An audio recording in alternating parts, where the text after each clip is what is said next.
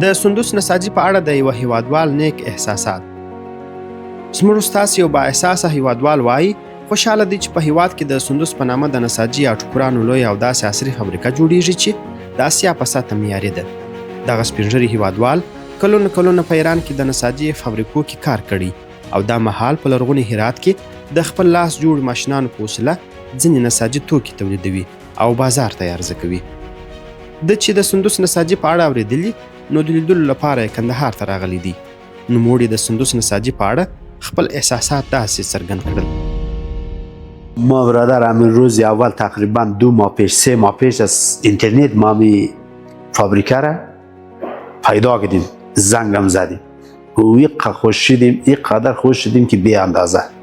همین روز ما در که آمدیم همین تابلوی زیر که دیدیم با مو یاد ایران افتادیم، با مو کارخانه افتادیم، گفتیم یک روزی بدر بشه که ما هم یک جایی داشته باشیم.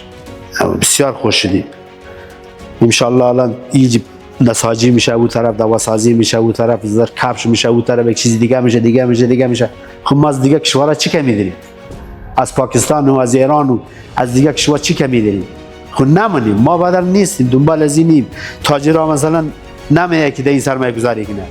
امیال به میلیونا تجار از اینجا بدر پول پوش نمیبره چین کسی یک چیزی بیاره که به درد ما و شما بخوره.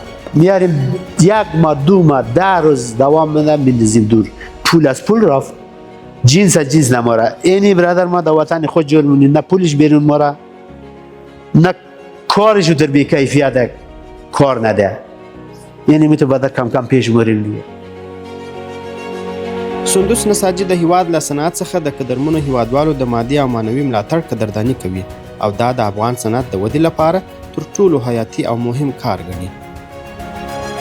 سندوس نساجي فابریکه د خودکفا افغانستان سره